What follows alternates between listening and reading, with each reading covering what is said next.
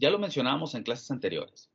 Decíamos que las pruebas de bondad estaban relacionadas con pruebas que nos muestran si la distribución de probabilidad o las distribuciones de probabilidad que nosotros seleccionamos para analizar cierta información son las adecuadas o no. Y lo hacen a través de ciertos métodos. Uno de ellos es el primero que vamos a revisar, que es el de la distribución chi cuadrada. La forma, pues, de enseñarles o de demostrar que en efecto es adecuada o no adecuada una distribución seleccionada es a través de un ejemplo. Aquí lo tienen en pantalla. Si le quieren tomar impresión, creo que ya lo habían hecho.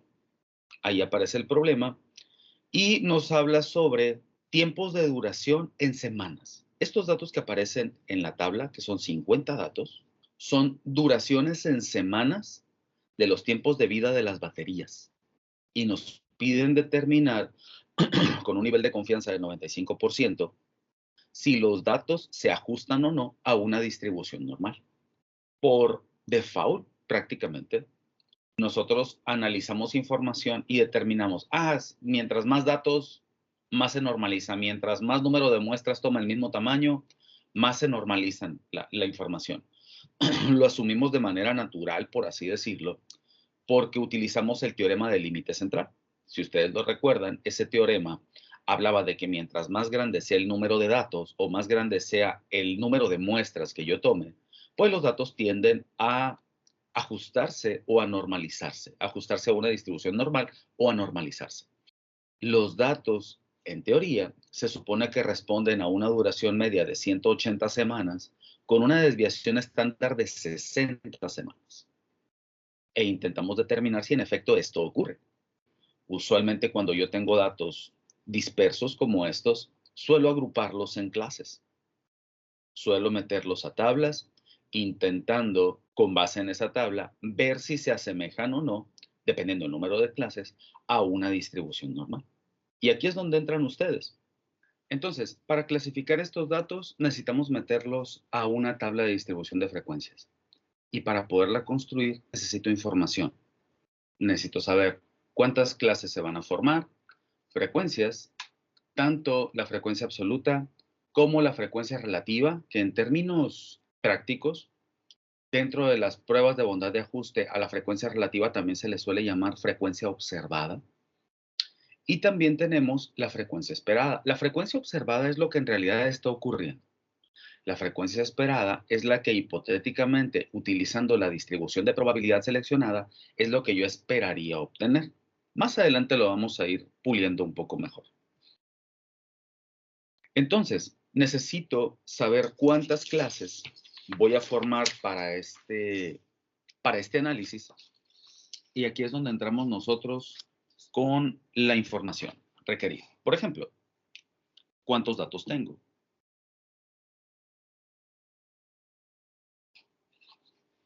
Tengo 50 datos. A partir de ahí voy a empezar a trabajar. Muy bien. Ahora, ¿quién es el dato más grande? 259. ¿Quién es el dato más pequeño? 47. 47. Y esos dos me permiten calcular algo que en estadística se llama rango.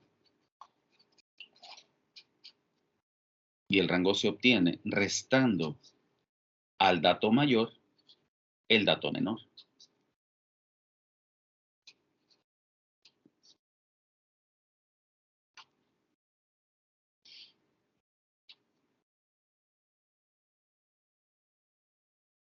$259 menos 47 nos da 212.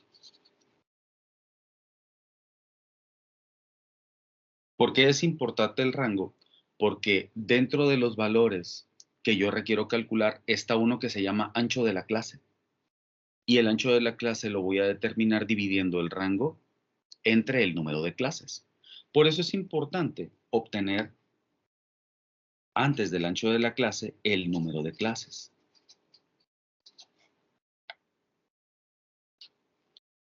Como se había comentado anteriormente, el número de clases se puede obtener de dos formas. una más técnica que la otra. Y también puedo utilizar una forma empírica, que es a través del cálculo de la raíz cuadrada del número de datos. La raíz de n, vaya. Sin embargo, en probabilidad y estadística se revisa una regla llamada la regla de Sturges.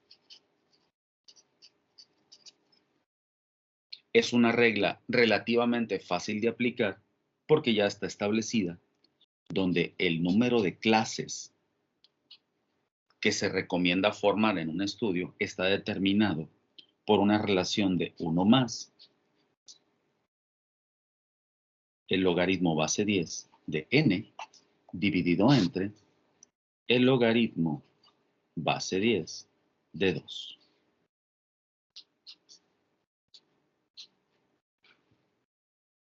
Sustituyendo los datos, tendría que el logaritmo base 10 se le aplicaría a 50 y esto se divide entre el logaritmo base 10 de 2.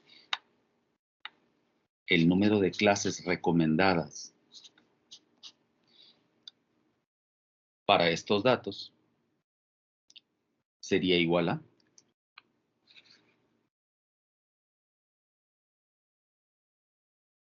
tengo 1 más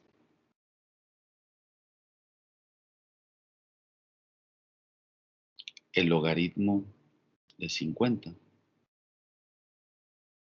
entre el logaritmo de 2.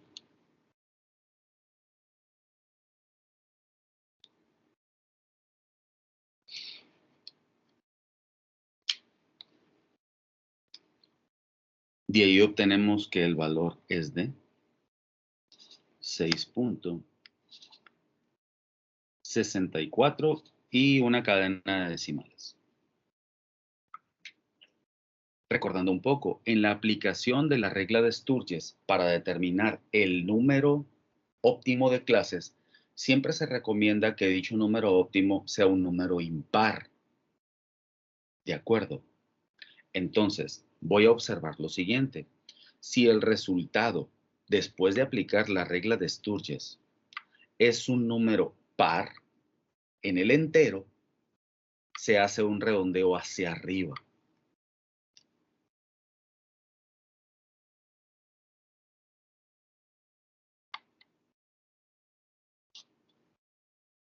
Si el resultado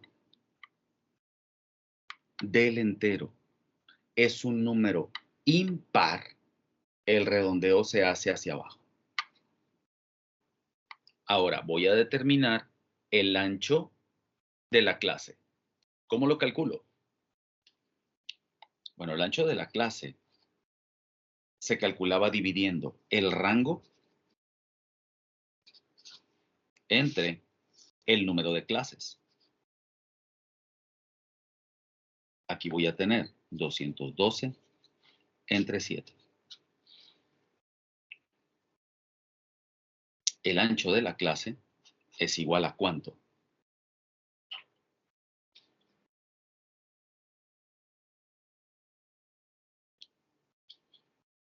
El ancho de la clase es igual a 30.2857.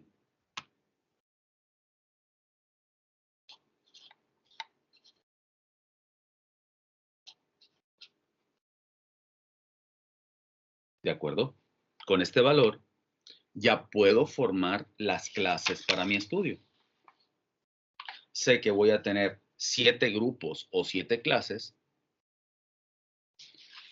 y con ellos ya puedo construir mi tabla de distribución de frecuencias. ¿Están de acuerdo? Sí. Empezamos a construirla entonces.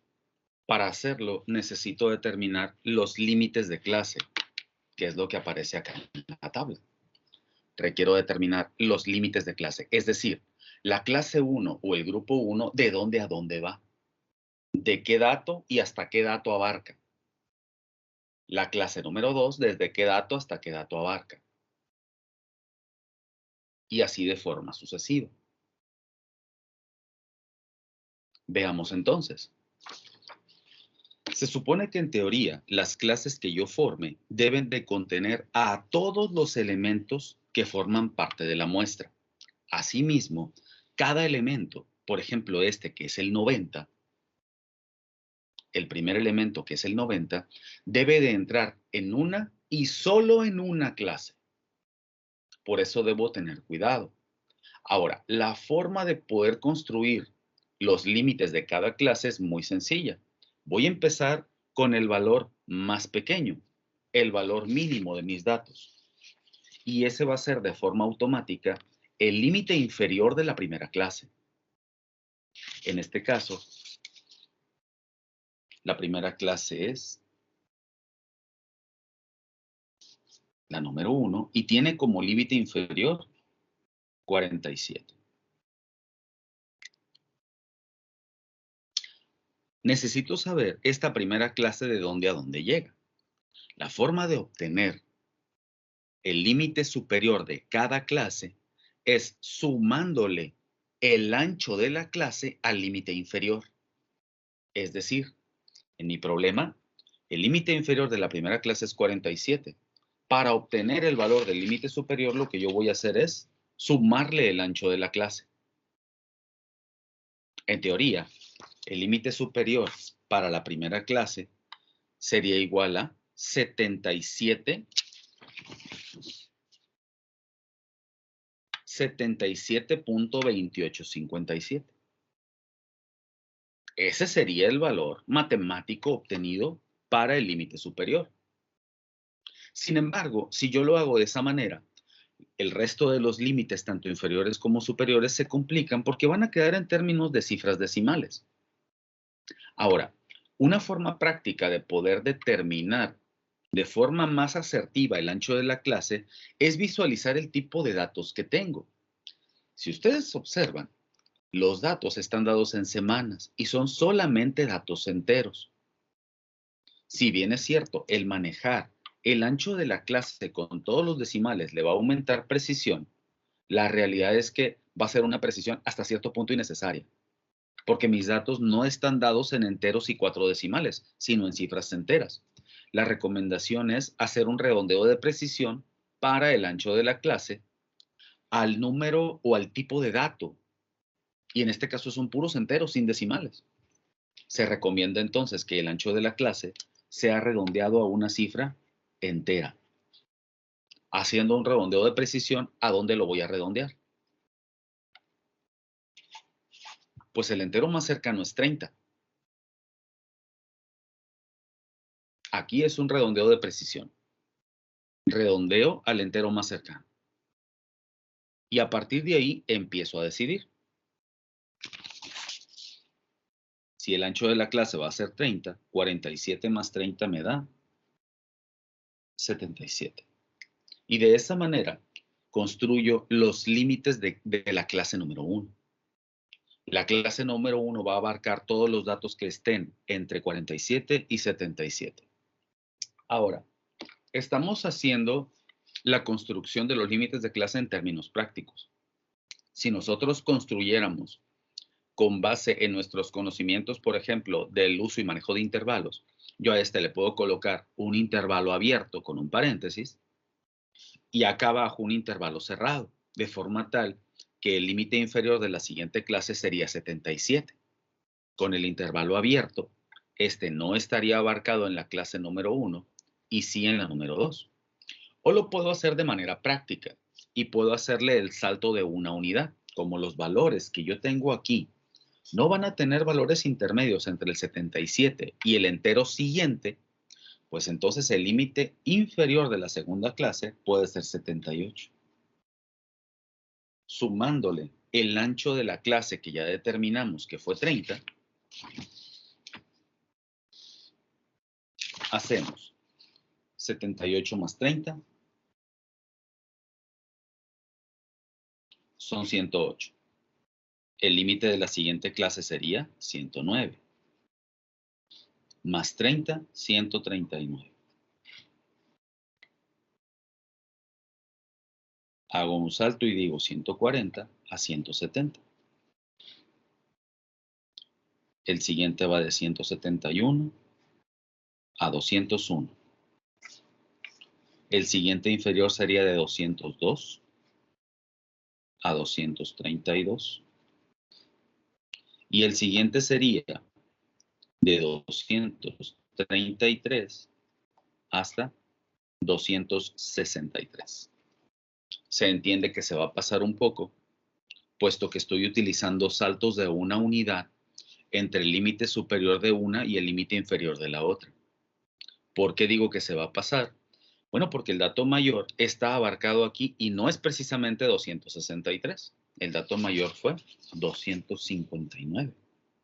Sin embargo, para efectos prácticos, como el dato más grande está contenido en la última clase, lo puedo manejar de esta manera. Muy bien. Ahora la tarea es de todos nosotros. Hay que empezar a contar cuál es la frecuencia o cuántos datos están contenidos en cada una de las clases. Esa labor es de las más desgastantes si no sabemos utilizar herramientas. ¿Qué les parece si utilizamos como herramienta el Excel? Para hacer la construcción de mi tabla de distribución de frecuencias. Muy bien, ya tenemos abierta nuestra hoja de Excel. Ahora lo que requerimos aquí es obtener la misma información que acabamos de hacer en nuestra tabla de manera manual. Para ello, requerimos obtener toda la información que procesamos también de manera manual, para que la tabla se pueda construir de la forma más adecuada. Afortunadamente, el Excel trabaja de forma muy rápida y vamos a hacer lo siguiente. Aquí voy a indicar cuáles son los valores que vamos a ir obteniendo y del lado derecho voy a hacer los cálculos. Por ejemplo, el valor de n, que es el tamaño de la muestra, lo voy a colocar de ese lado. Voy a ampliar un poco la vista. Ahí está. El valor de n se va a obtener de forma muy sencilla. Voy a utilizar la función contar. Y para contar, pues voy a señalar todos los datos, cierro paréntesis y le digo Enter. Y ahí están los 50 datos que ya obtuvimos. El dato menor de la misma forma. Hay una formulita para ello. Le voy a decir igual y le vamos a decir la función mínimo, que está abreviada como min. Misma historia. Seleccionamos todos los datos, cerramos paréntesis y decimos Enter. Y en efecto, el dato más pequeño que habíamos obtenido era el 47. Ya no ocupamos andar sondeando aquí cuál es ese dato menor. El dato mayor también se obtiene con una fórmula. La fórmula es max, de dato máximo. Igual, señalamos todos nuestros datos, cerramos y decimos Enter. Y en efecto era el 259. El rango lo obteníamos haciendo la resta de valores. Para hacer la resta voy a ponerle el signo igual y al dato mayor le voy a restar el dato menor. Y en efecto era 212. El número de clases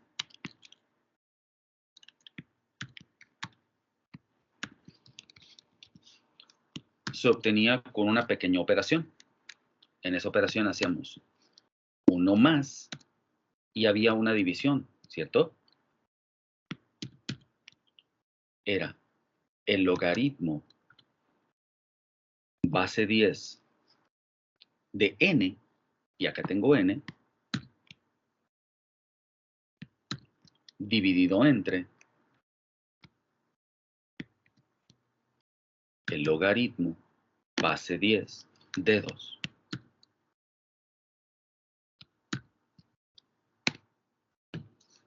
Y habíamos obtenido ese valor, ¿cierto?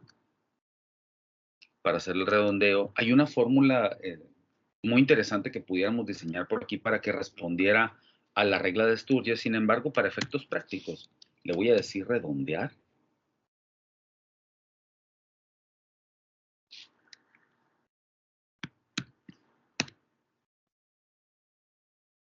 Perdón.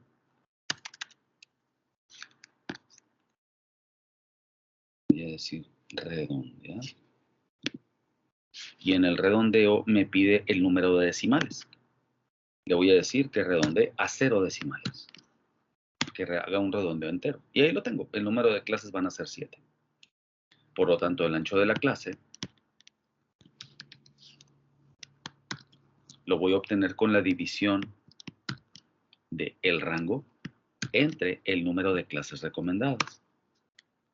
Habíamos obtenido que el ancho de la clase era 30.28. Igual, vamos a aplicar un redondeo entero, nada más voy a jalar la función y ya lo va a redondear a 30. Y aquí, para efecto de construir la tabla de distribución de frecuencias, voy a poner un elemento que pusimos de forma empírica en la construcción de las clases. Si ustedes observan, entre el límite superior de la primera clase y el límite inferior de la segunda, hay una cantidad entera. Hay una diferencia de una unidad. Es decir, yo le puse un incremento o un salto de una unidad aprovechándome que mis datos son puros datos enteros. Aquí en el Excel le voy a poner un incremento o salto. Y el incremento o salto va a estar en función del tipo de datos que yo tenga. Como tengo puros datos enteros, el salto que voy a hacer entre el límite superior de una clase y el límite inferior de otra va a ser de un entero. Y a partir de aquí puedo empezar a construir mi tabla de distribución de frecuencias. La tabla la voy a poner de este lado y voy a colocarle un encabezado. Límites de clase.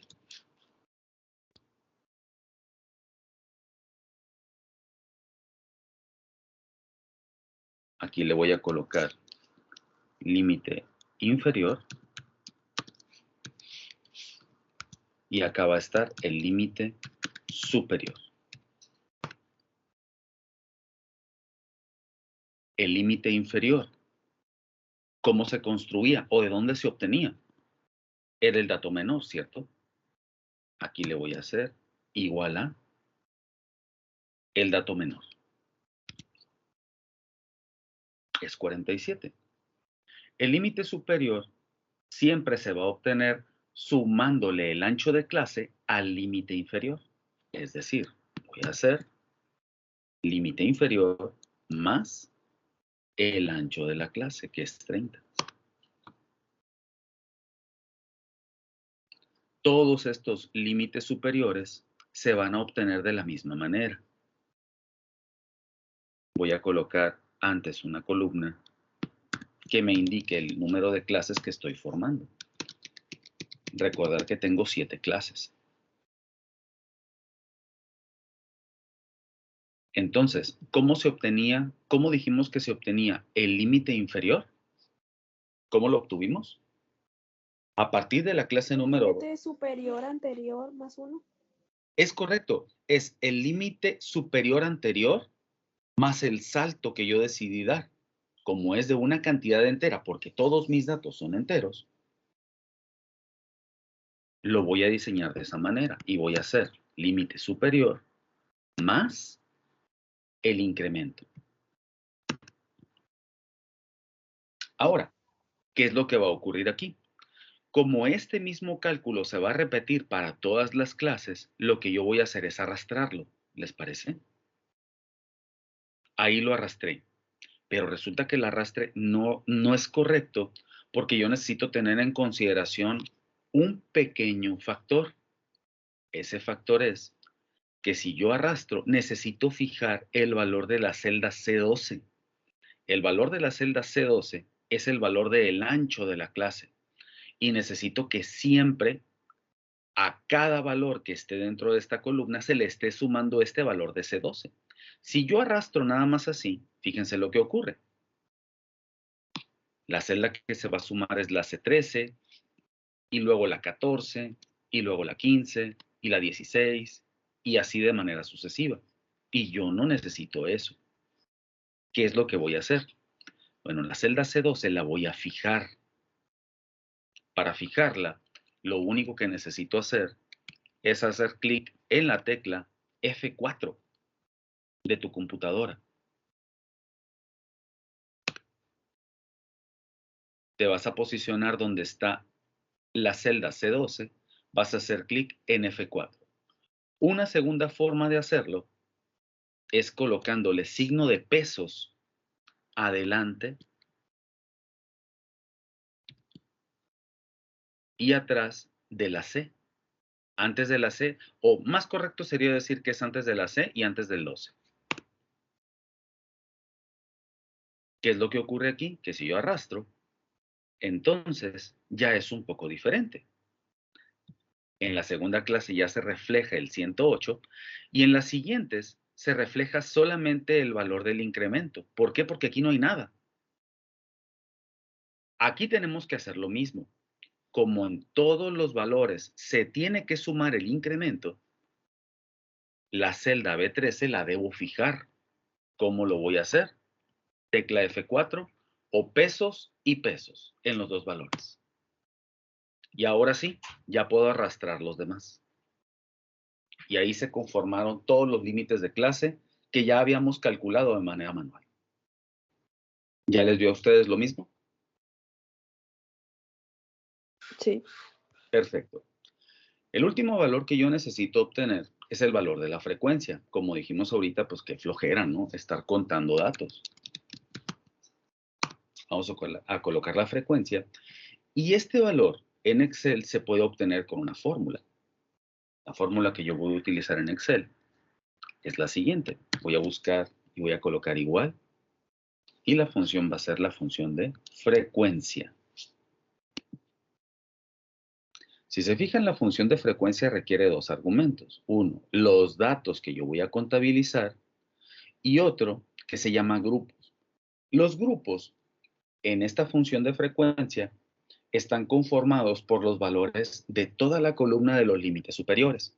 ¿Qué es lo que indica ese parámetro de grupo? Indica el tope, hasta dónde voy a contar en cada uno de ellos. En este caso, para poder utilizar correctamente la función de frecuencia, lo que voy a hacer es lo siguiente. Antes de poner el comando de la función de frecuencia, voy a señalar todas las celdas donde requiero que me deposite el valor de la frecuencia. Una vez hecho eso, le voy a decir igual. Y voy a colocar el comando de la función de frecuencia. Para hacer los conteos voy a hacer lo siguiente. El primer valor o el primer rango, porque está en un rango de valores, el primer rango va a ser los datos. Entonces voy a señalar todos los datos. Como ustedes observan, coloco un rango de valores. Seguido de eso, voy a colocar una coma para que se habilite el otro grupo. Este segundo parámetro debe estar conformado por todos los valores de los límites superiores de las 7 clases que estamos construyendo. También va a ser un rango de celdas.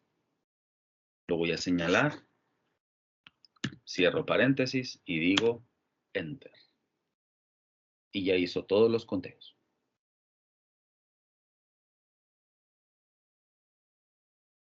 ¿Sí se entendió? Sí, profe. ¿Ya les dio? Sí. Perfecto. 7,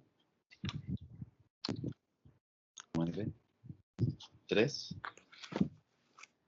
7, 7, 8 y 9. ¿De acuerdo?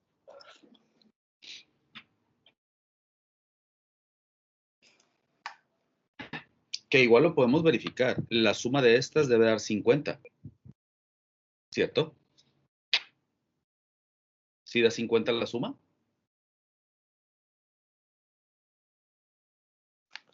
7, 16, 19, 26, 33, 41, 50. Sí da 50.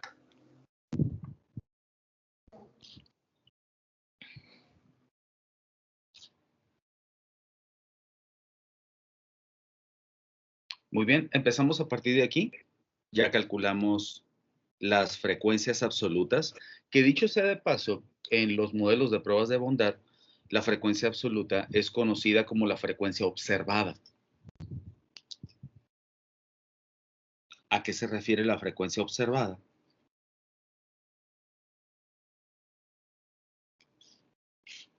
Se refiere a lo real, al valor real que está ocurriendo en mi estudio.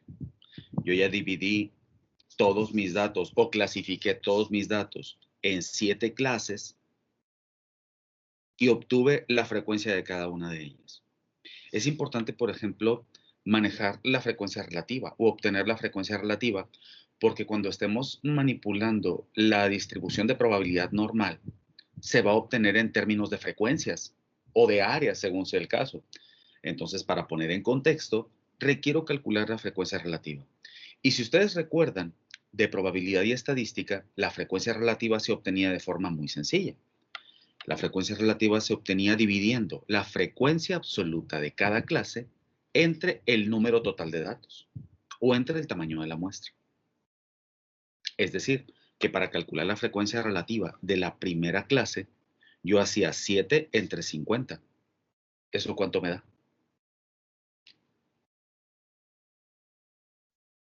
0.14. Me da 0.14. Voy a repetir el mismo procedimiento para la segunda, tercera y el resto de las clases. Si hago 9 entre 50, es 0.18. De hecho, se puede calcular casi por inspección, puesto que el tamaño es 50. 50 es la mitad de 100. Si aquí, por ejemplo, a todos estos valores los multiplicamos por 2 y recorremos el punto, obtendríamos 0.06, 0.14, que es lo que tengo acá arriba. Otra vez 0.14, 0.16 y 0.18.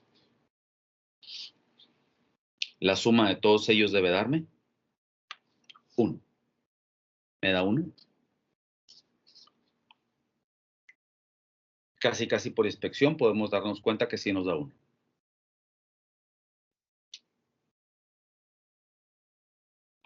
¿Estamos bien hasta aquí? Sí, profe, sí da uno. Muy bien. Ahora, vamos a hacer el cálculo de las frecuencias esperadas. Esto, dicho sea de paso, dentro de las tablas de distribución de frecuencias se le conoce como frecuencia relativa. Sin embargo, para el término o para efecto de las pruebas de bondad, esta también va a ser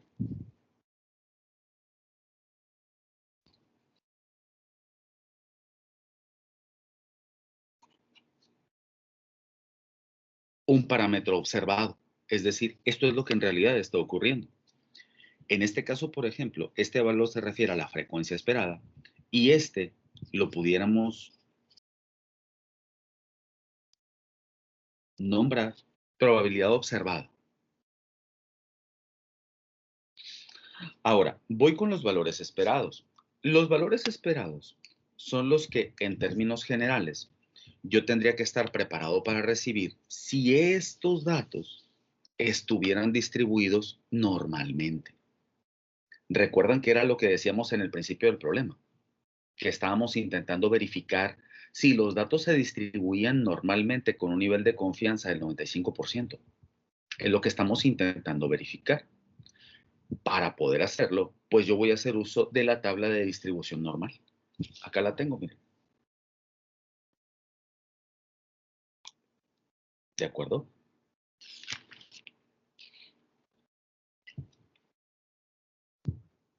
Y entonces, para poder hacer eso, tenemos que obtener algunos valores. El valor de alfa para mi problema. Sabemos que es de 0.05. El tamaño de la muestra es 50.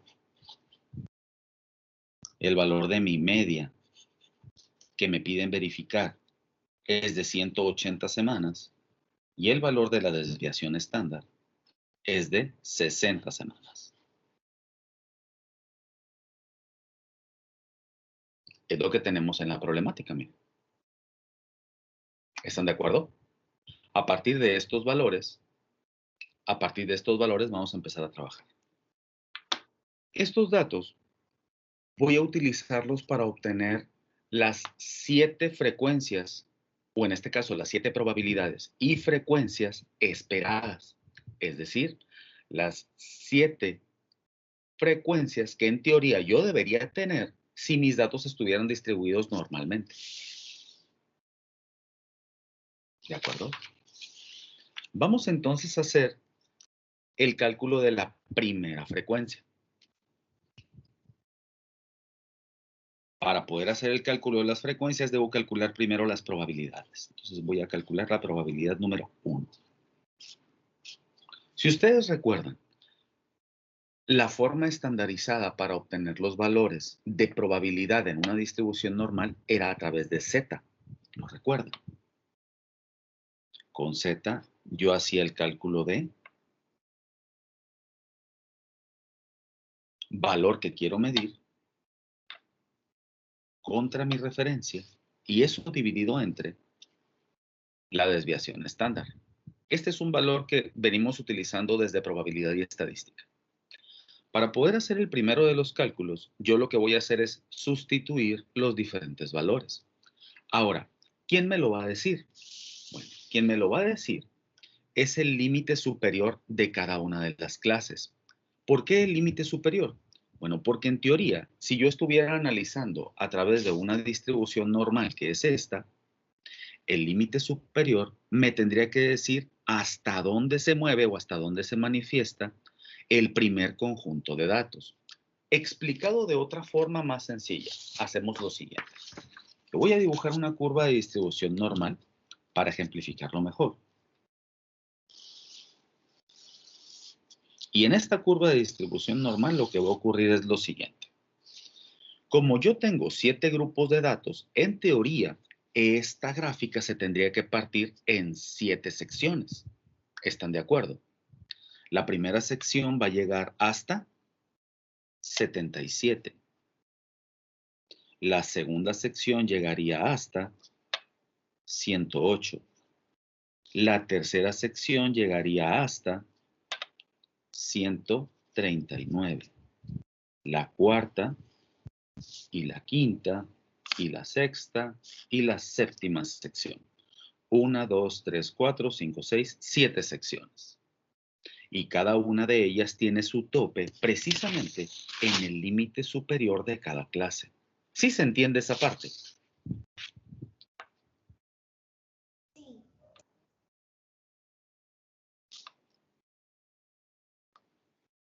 Y esta sería, pues a partir de hecho, en esta sería de la 233.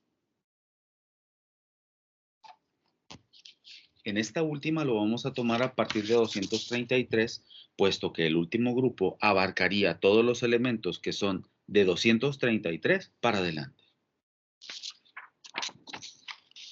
¿Están de acuerdo? Este toparía hasta acá. Por default, se pudiera decir, queda abarcado este último grupo o ese penúltimo grupo en esta sección. No sé si queda claro esto que acabo de mencionar. ¿Cómo se va a dividir la curva de distribución normal con base en esta información que yo tengo aquí? Con base en esta información y con base en esta clasificación.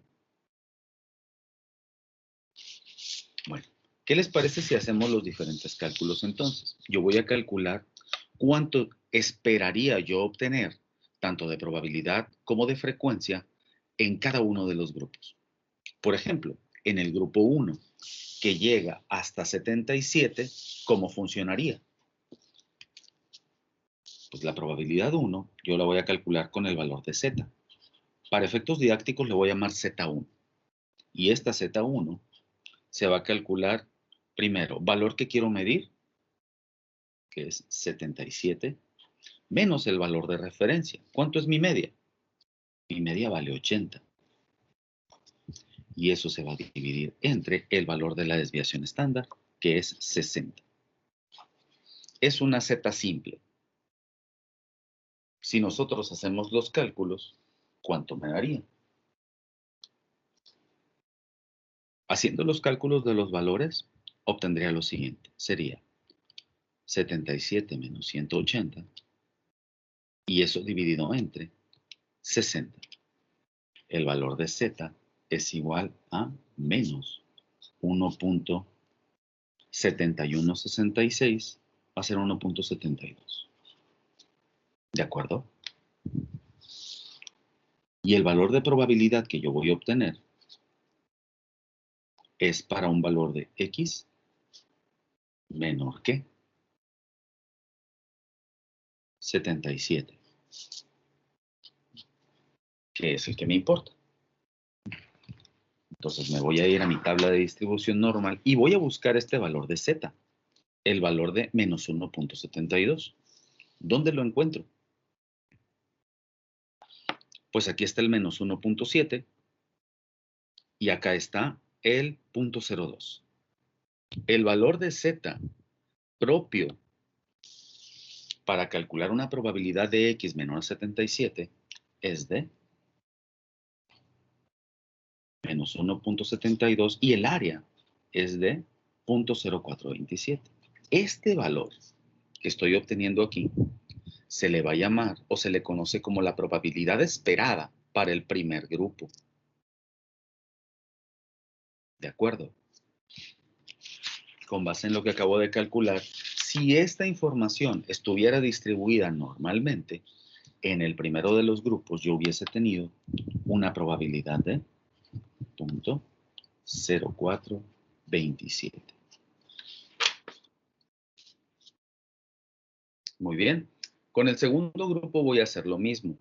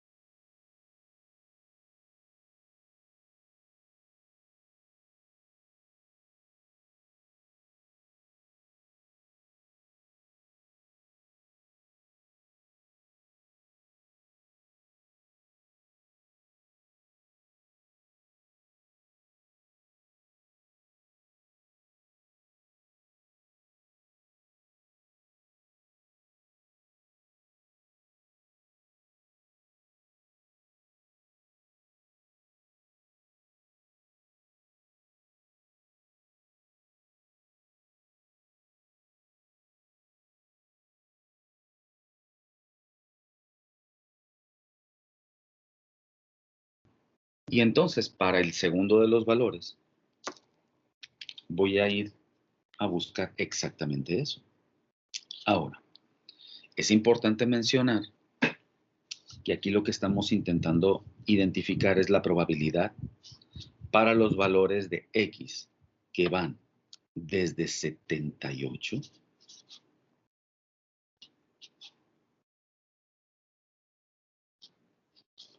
hasta 108.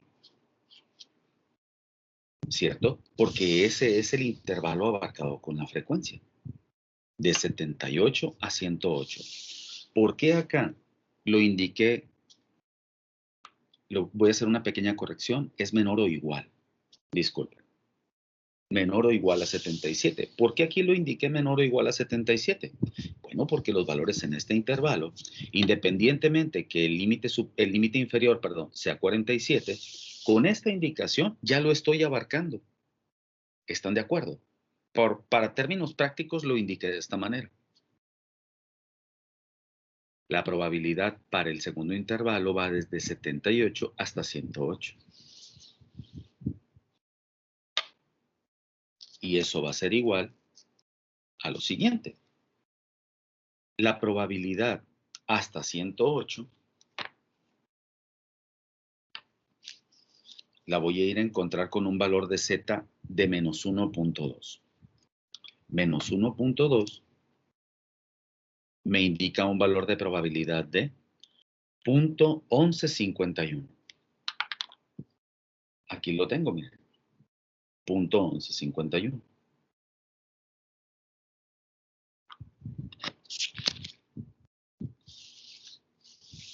Entonces, esta probabilidad me da 0.1151. Solo que aquí hay un detalle muy, pero muy importante. Resulta que la tabla de distribución normal del recorrido completo me da el área acumulada desde la izquierda hasta el valor encontrado. Sí recordamos ese concepto, ¿verdad? Este valor que yo acabo de encontrar es el valor de área que hay de todos los valores de z desde menos 1.2 para atrás. Es decir, me está dando el área acumulada. Y yo no quiero encontrar el área acumulada. Yo quiero encontrar el área que hay desde 78 hasta 108. Por lo tanto, ¿qué hago? Restarle el punto 0427. Exactamente, le voy a restar este valor.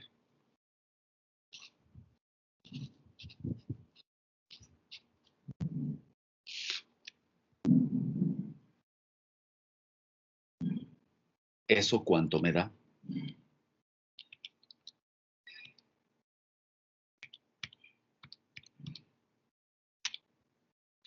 A mí me da 0.0724. ¿Cuánto les da a ustedes? A mí también me da eso. También, profe. Significa entonces que la probabilidad esperada para el segundo grupo sería de 0.0724. ¿Se entendió? Para los siguientes, vamos a observar básicamente el mismo procedimiento. Vamos a hacer uno más. El resto los hacen ustedes, ¿les parece? La probabilidad número 3.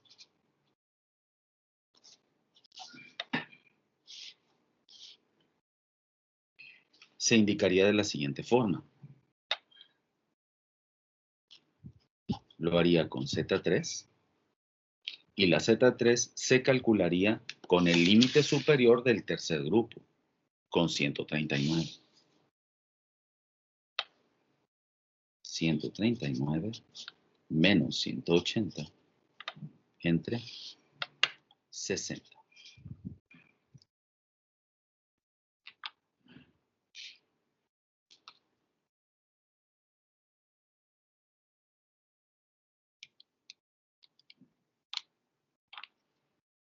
Me daría 0.6833 negativo.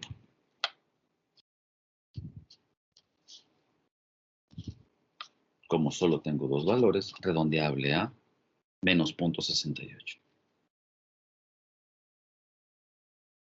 Lo voy a indicar de este lado. Significa entonces que la probabilidad desde 109 menor o igual a 139 es igual ¿a cuánto? Vamos a la tabla. El valor de z es menos 0.68. Es negativo. Acá tengo el menos 0.6 y el 68 lo voy a encontrar en la penúltima columna. La acumulación me da 0.2483. Aquí está, miren, menos 0.68 es 0.2483, como estoy señalando aquí. Y utilizo el mismo principio que en el ejercicio anterior. 0.2483 es la frecuencia acumulada hasta este valor. ¿Qué voy a hacer? Restarle lo acumulado anterior, que en este caso fue 0.1151.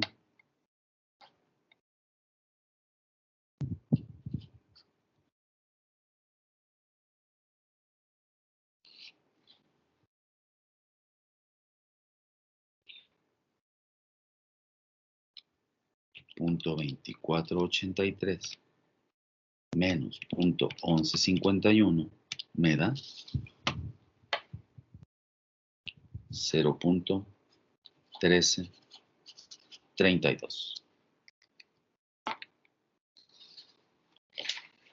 Acá tengo entonces la probabilidad esperada 1, es esta.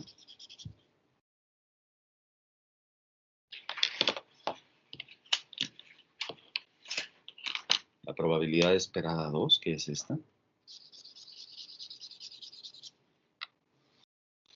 Acá está.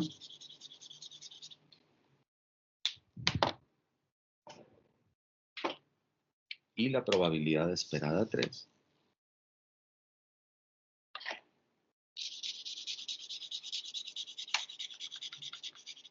¿Qué es esta?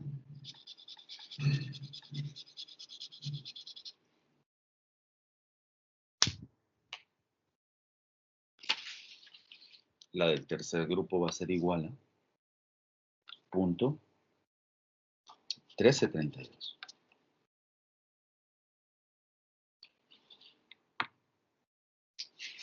De esa misma forma vamos a calcular todos los demás.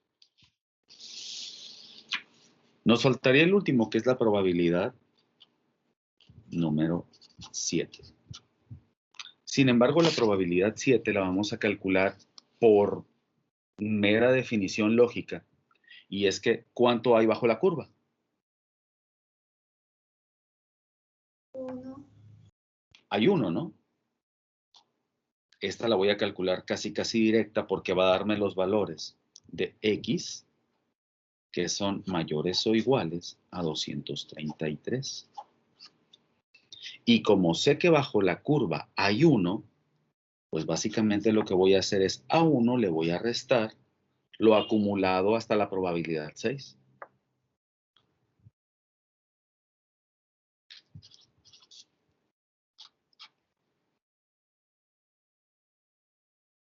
Esta resta de 1 la podemos hacer prácticamente por inspección. Nos va a dar igual a 0.1922.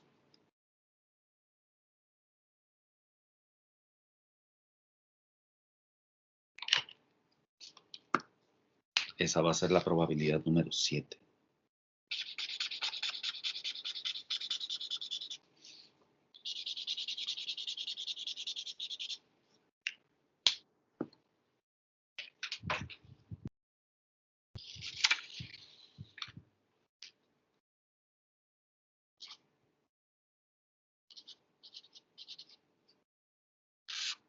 ¿Cuánto debe dar la suma de esas probabilidades?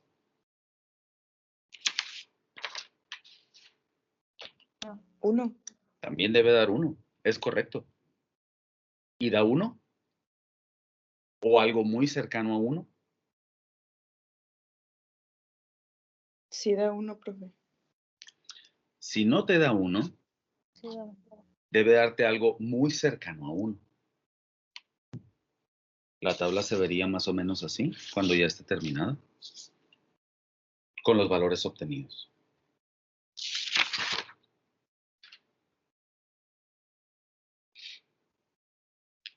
Ahora, esta columna que tengo vacía, la vamos a reservar para un cálculo al cual le vamos a llamar frecuencia esperada. En teoría, si estos datos estuvieran distribuidos normalmente, esta debería ser la probabilidad que deberían tener. ¿De acuerdo? Sin embargo, la probabilidad que tienen es esta. Y nosotros requerimos verificar si en efecto esto, estadísticamente hablando, pudiera considerarse una distribución normal. Para ello ocupamos calcular la frecuencia esperada. Y la frecuencia esperada la vamos a calcular de forma muy sencilla. Lo único que voy a hacer es exactamente lo que hicimos acá. Para poder saber o calcular cuánta frecuencia deberíamos tener, lo único que voy a hacer es multiplicar la probabilidad esperada por el número de datos o el tamaño de la muestra. Es decir, lo que voy a hacer es lo siguiente. Voy a hacer con el primero de los valores, 0.0427 por 50, me daría una frecuencia esperada de 2.135. Con el segundo, 0.0724 por 50.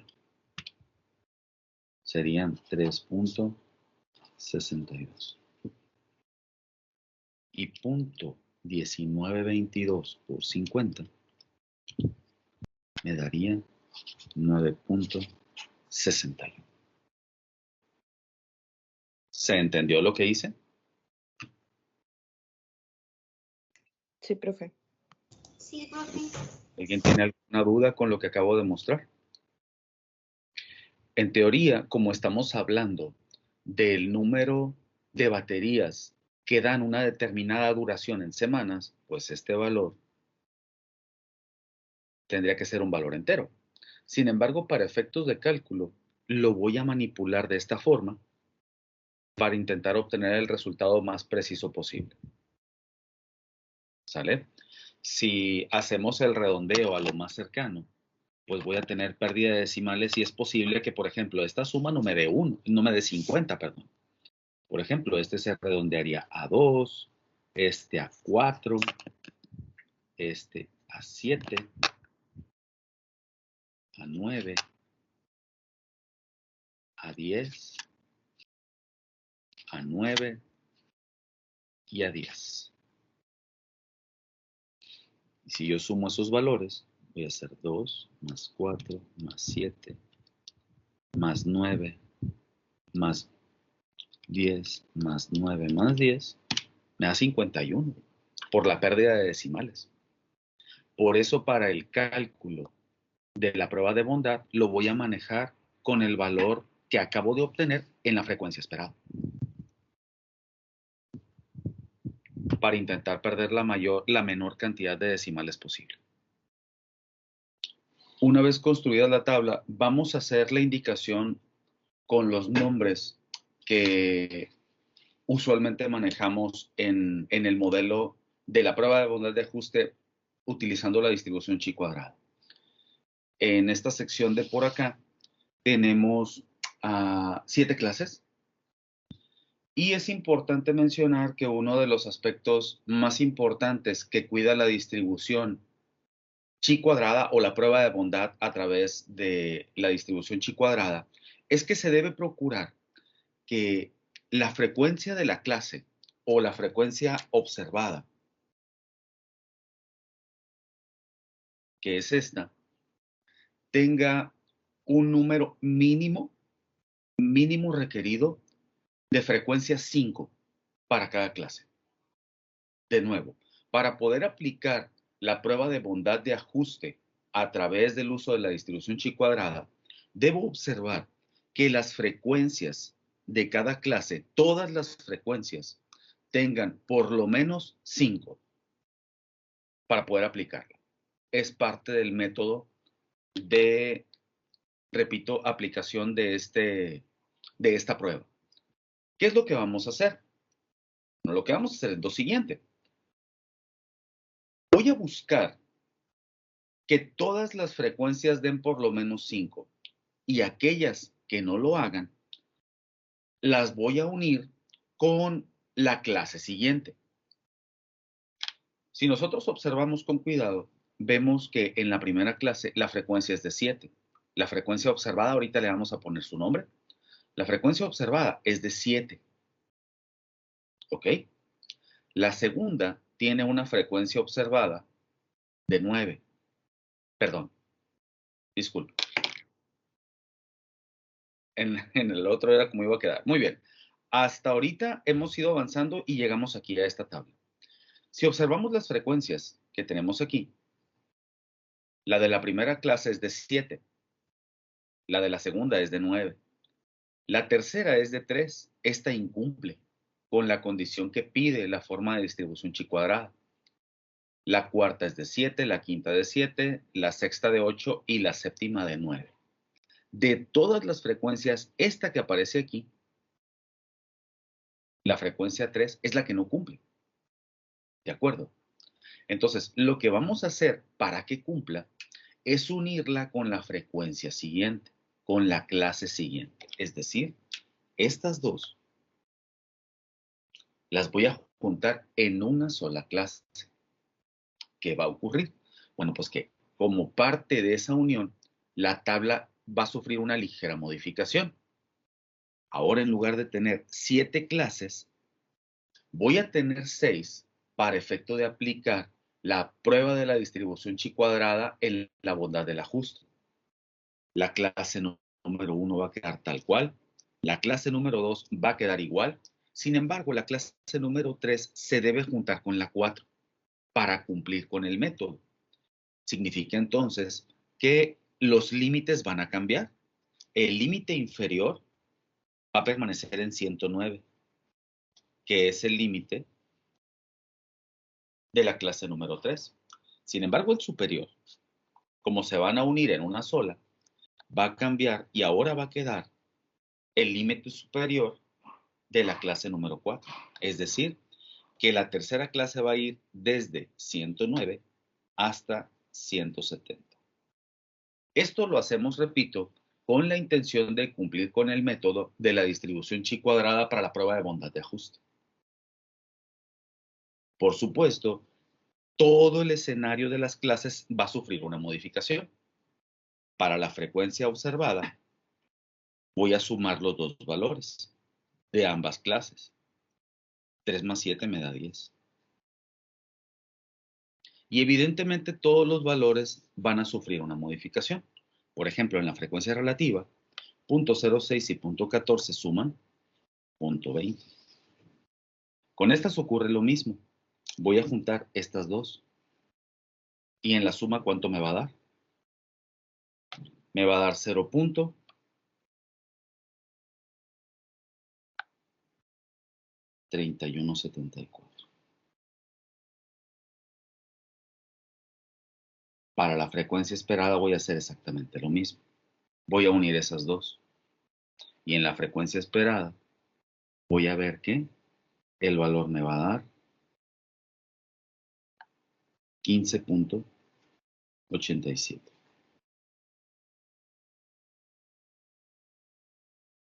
El resto de las clases siguen igual. ¿Se entendió lo que hicimos? La clase número 3 la uní con la clase número 4 y una vez hecho eso, el escenario que voy a tener es el que aparece en pantalla. A partir de aquí es donde voy a empezar a trabajar. Después de haber hecho ese pequeño procedimiento, lo que me va a quedar es eso que aparece en pantalla.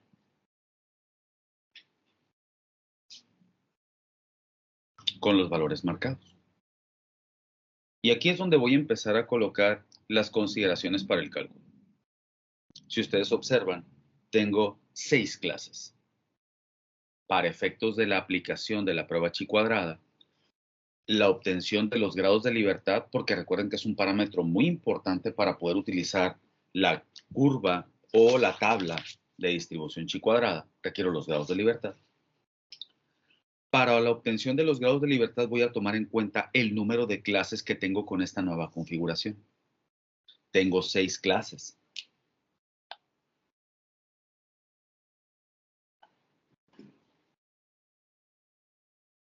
Los grados de libertad los voy a obtener a partir del número de clases. Si tengo 6, los grados de libertad que voy a considerar para mi problema van a ser 5. Es n-1, ¿recuerdan? Y con este valor es con el cual voy a buscar el valor crítico una vez llegado el momento. Ahora, ¿cuál es el modelo o cómo se construye el modelo, o en este caso el estadístico de prueba, para poder validar o no validar las hipótesis que planteamos? Bueno, se construye de la forma que aparece en pantalla. El estadístico de prueba chi cuadrada se construye con una suma de elementos. Los elementos que se van a sumar son divisiones. En la parte del numerador tengo la frecuencia observada y la frecuencia esperada. Una vez que calcule la diferencia, voy a elevar al cuadrado. Y eso lo voy a dividir entre la frecuencia esperada. Si mis datos siguieran una distribución normalizada, esta sería la frecuencia que nosotros estaríamos esperando que ocurriera.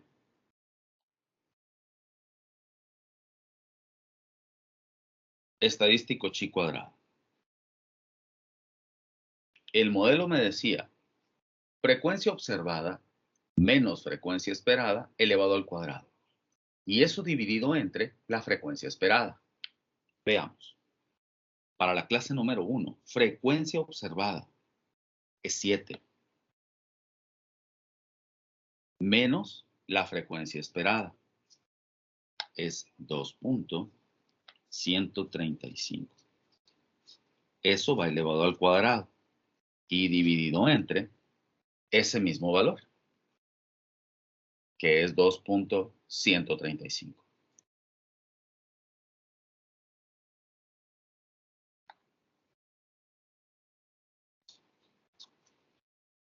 ¿Se entendió? Así es como obtenemos el primero de los valores de la suma. Recuerden, es una suma de divisiones. Y en este caso, en este problema, pues van a ser 6 elementos de la suma. ¿Cómo me queda el segundo? El segundo va a quedar más 9 menos 3.62 elevado al cuadrado entre 3.62.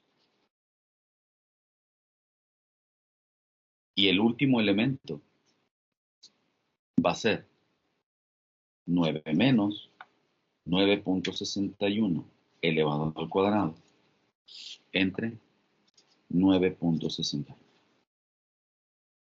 De esta forma es como se construye el estadístico de prueba chi cuadrada.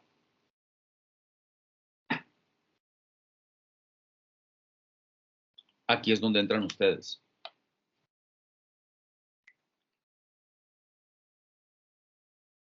El valor del estadístico a mí me da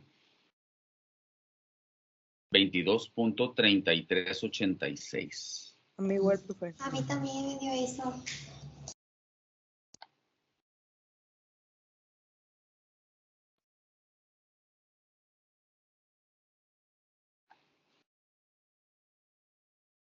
Si usamos un redondeo a 2 cifras decimales, va a ser 22.34. Sin embargo, si ustedes gustan dejarlo así, no hay ningún problema.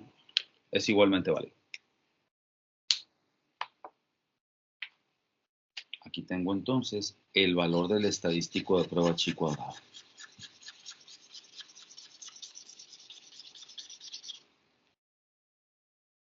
Creo que el procedimiento para calcular el estadístico de prueba es sencillo, pero es bastante elaborado. Al final de cuentas, es una suma de 6 elementos que involucran cuadrados, restas y una división.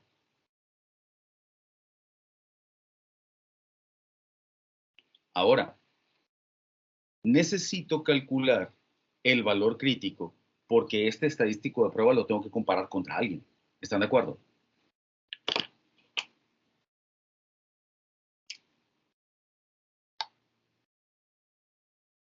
Chi cuadrada crítica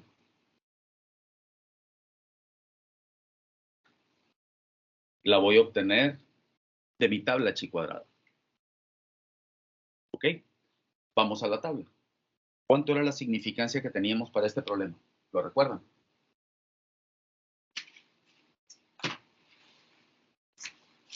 $0.5. 0.05. 0.05. Aquí tengo los datos, miren. Teníamos una significancia de 0.05 y el segundo elemento ya lo tengo también. Y el segundo elemento necesario son los grados de libertad. La significancia y los grados de libertad. Si voy a mi curva,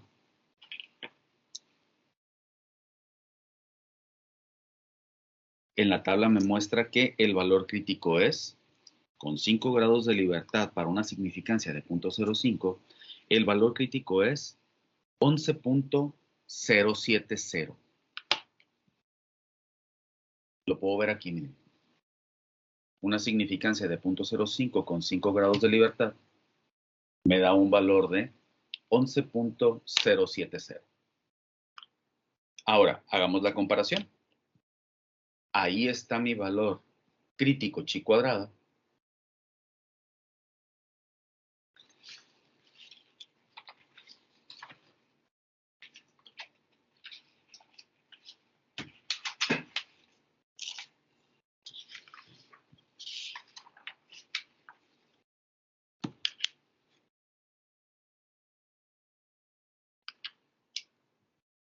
Es 11.070. Y aquí está el valor del estadístico de prueba.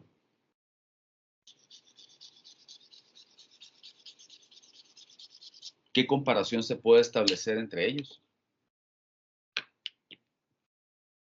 Que chi cuadrada es mayor a la chi cuadrada crítica.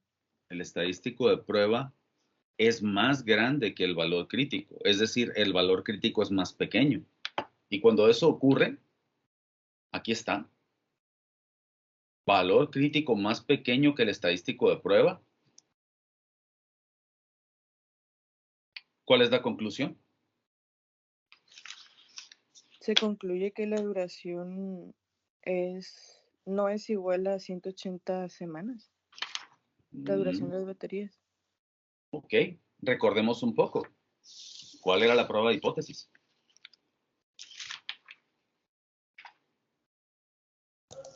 Sobre si era una distribución normal o no. ¿Cuál es la Entonces conclusión? no es una distribución No normal. es normal. Es correcto.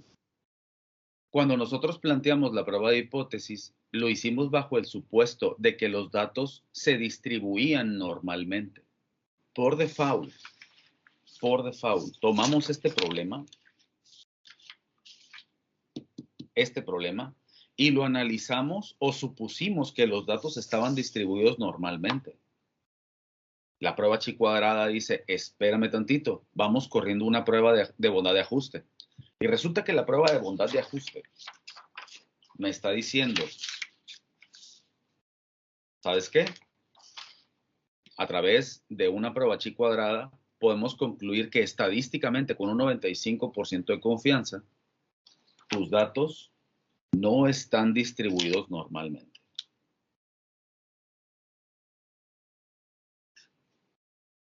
Tienes que buscar una forma de análisis diferente. La normal no le ayuda. ¿A qué tipo de distribución de probabilidad obedece? Habría que buscarla. Habría que correr una prueba de hipótesis para una distribución logarítmica, exponencial o la que aplique, partiendo del hecho que mis datos, estos datos, son datos de duraciones y puedo establecer que la variable aleatoria aquí sería una variable de tipo continuo. Requiero entonces otra distribución de probabilidad de tipo continuo. La normal es la distribución de probabilidad continua por excelencia. Todo lo queremos analizar con la normal. Sin embargo, podemos observar que estos datos que tengo aquí en pantalla, pues según la prueba de hipótesis que acabo de correr, no están normalizados. No siguen una distribución normal. ¿Qué tipo de distribución sigue? No sabemos. Hay que correr otra prueba partiendo del hecho de que el supuesto sería si se apegan o no a una distribución logarítmica, por ejemplo, o uniforme. Que todo apuntaría, en este caso, a que sería más una distribución uniforme, por lo que aparenta, ¿no? Sí, casi todos están en el mismo rango, excepto Por lo que uno. aparenta, es correcto. Pero ojo, aparenta. tendríamos que correr la prueba de hipótesis para poderlo corroborar. Profe, pues en la vida real, o sea, allá afuera, cuando lo aplicas, Ujú. primero antes de aplicar cualquier cosa y sacar cualquier conclusión, tienes que aplicar un ajuste de bondad para saber si lo que vas a hacer está bien o no. O sea, tipo, vas a hacer este ejercicio y si lo hubiéramos hecho, como usted dice, pues con la normal, nos hubiera salido mal, pero ¿cómo vamos a saber que está mal? Una prueba de bondad. Por Así es. eso, pero, o sea, si nos da un resultado, ¿cómo vamos a saber que está mal? Esa fuerza es hacer una prueba de bondad. Es correcto. Ah, ok. La prueba de bondad es la que te ayuda a confirmar, bueno, más que una prueba de bondad, una prueba de hipótesis. Es una prueba de hipótesis. Y obviamente la prueba de hipótesis tú la vas a validar con la prueba de bondad. En sí es prueba de hipótesis lo que tienes que hacer. Ahora, ojo, estamos haciendo esto considerando aspectos como la variabilidad, como muy importantes para mi toma de decisiones, porque al final de cuentas, lo que hemos visto o los temas que hemos visto en la mayoría del cuarto parcial son alusivos a la variabilidad de la información. Pero sí, el comentario de Alondra es muy bueno. Para poder tomar una decisión más acertada, tienes que correr más que la prueba de bondad, una prueba de hipótesis y validarla con la prueba de bondad. ¿Qué sucede si analizas algo? Por ejemplo, tú pensando que tiene una distribución normal cuando en realidad no la tiene. Las decisiones a las cuales vas a llegar, para empezar, las conclusiones no van a ser correctas. Sin embargo, la parte interesante de la estadística, y lo hemos estado viendo, por ejemplo, les voy a compartir una anécdota rápida. Hace poquito me invitaron a una reunión de egresados y los egresados nos dijeron, bueno, a las autoridades de la carrera de Ingeniería Industrial, que una de las cosas a las que se están enfrentando allá afuera es a toma de decisiones. Cuando tú, por ejemplo, te vayas a trabajar a la industria, a cualquier tipo de industria, a cualquier tipo de sector, te puede tocar desde empezar desde abajo. Sin embargo, puede ser que tengas la oportunidad de tener gente bajo tu cargo y tomar decisiones. Ya habíamos hablado sobre el hecho, por ejemplo, de parar una línea de producción. Si tú detectas una anomalía en un determinado producto que se esté manufacturando, existe la posibilidad de que tú en el puesto que puedas ocupar, un supervisor de producción, por ejemplo, tengas que tomar la decisión de parar una línea de producción. Y el parar la línea de producción, cuando tú recién vas entrando al sector productivo, difícilmente vas a tener la experiencia. ¿Cómo vas a tomar la decisión?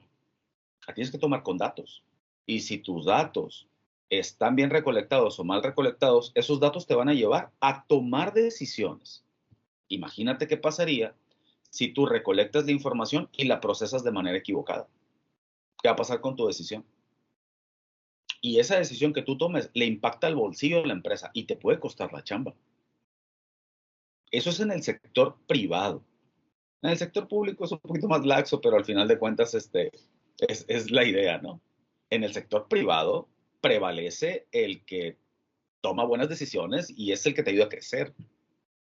Sin embargo, cuando tú no tienes la experiencia, que de hecho ya lo habíamos comentado en sesiones anteriores, cuando tú vas a tomar una decisión, estamos hablando en términos reales de lo que va a pasar allá afuera. Cuando tú vas a tomar una decisión, las dos principales fuentes de información que vas a tener para la toma de decisiones son tu experiencia. ¿Ustedes la van a llevar? Probablemente algunos sí, probablemente algunos ya estén trabajando en el sector productivo y a la hora que se vayan a la industria ya van a llevar 3, 4 años de experiencia, empezando desde abajo. Sin embargo, la mayoría no se va a encontrar en ese escenario. ¿Cuál es la otra forma? Bueno, tengas experiencia o no, te vas a ir a trabajar y vas a tener que tomar decisiones. ¿Cómo le vas a hacer? Datos.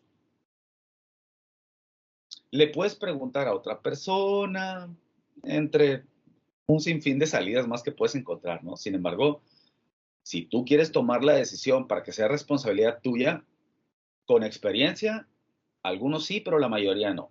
¿Cuál es la otra? Datos, números, te tienes que ir a los números. No sé si me expliqué, Marco. Sí, sí. Pero, por ejemplo, ya ve El trabajo que le hicimos en la primera unidad, el que era era una junta directiva, que nosotros teníamos que analizar datos, no estaban distribuidos normalmente esos datos. Entonces probablemente hicimos mal ese análisis. Por eso tú lo que hiciste, más que hacer un análisis de distribución normal, ese se trataba más de que tú tuvieras un panorama general utilizando intervalos de confianza. Los intervalos de confianza embonaban perfecto en ese tema y todos lo utilizaron. Ahora, el propósito principal de ese informe no era que te fueras a la parte técnica, porque no sé si saben o a alguno de ustedes le ha tocado escuchar qué es un elevator pitch. ¿Sí? No, yo no. ¿No? ¿Los demás? No, tampoco. Tampoco. Ok, imagínate, por ejemplo, de hecho, de eso se trataba el informe, por eso hubo un límite de tiempo. Un elevator pitch hace alusión a lo siguiente. Imagínate que tú tienes un proyecto de inversión, tienes una idea de negocio y pues no tienes la lana. Sin embargo, tienes la oportunidad de encontrarte, ¿a quién se te ocurre? Un empresario local, para ponerlo en contexto. Vizcarra. Te encuentras a Vizcarra en la torre del edificio Santa María, por ejemplo. El Santa María es el que está enfrente de Foro. 8 pisos y por alguna razón mágica musical en la vida, tú vas al 8º piso y él también. ¿De cuánto tiempo dispones en lo que el elevador llega del primer piso al 8º? Como 2 minutos. 2 minutos y Karime fue bien buena onda. 1 minuto. Uf, Tienes una idea, sabes que la idea es una gran idea y lo único que te hace falta es el billete. Y Vizcarra tiene el billete. ¿Cómo lo vas a convencer en 1 minuto? Porque llegando al primer piso, al 8º piso, él va a su lado y tú al tuyo. ¿Cómo lo convences? No, tu tarea desde el primer piso al 8º es conseguir una segunda cita. No es convencerlo de tu idea. ¿Qué le vas a decir en 1 minuto de tu proyecto para que Vizcarra te diga, ¿sabes qué, mi chavo? Ahí está mi tarjeta, ahí está mi número, márcame y te voy a atender? De eso se trataba el informe ejecutivo. Porque el informe ejecutivo, ustedes lo dirigían a mí y yo era el patrón. Y tú me tenías que decir, con base en la información que encontraste, ¿para dónde tenía que irse la inversión? Todos procesaron genial la información, todos. Hicieron los cálculos correctos, pero hubo un equipo donde parece que se pusieron muy bien de acuerdo los tres y entendieron la dinámica. Cuando termine de calificarlos a todos, se los voy a mostrar, con el permiso del equipo, ¿no? De cómo ellos se fueron directo a las propuestas, con nombres y apellidos de la empresa. Voy a ir en la empresa fulanita, le voy a ofrecer esto para que se anuncie en mi revista. O sea, les cayó el 20, bueno, no sé si rápido, pero les cayó el 20. ¿De qué se trataba el ejercicio? ¿De qué se trataba la actividad que habíamos puesto? Y en alusión a lo que comenta Marco, pues de eso se trata. Si tú haces o no haces una selección correcta de la forma de distribución de probabilidad, no se trata que todo lo tengas que analizar así tampoco, sino que tengas herramientas a la mano para poder tomar las mejores decisiones. Y esto que estamos viendo es una herramienta más. Véanlo de esa manera. Cuando ustedes estén llevando una materia, la que sea, véanlo como que los temas que te están dando en esa materia representan herramientas para ti, para tu vida profesional. Si tú dices, perdón el francés, esta onda no me va a servir, pues simplemente tu cerebro lo va a bloquear y no lo vas a recibir. Sin embargo, hay muchas materias donde vas a recibir información muy valiosa que vas a aplicar allá afuera. Es lo que yo creo.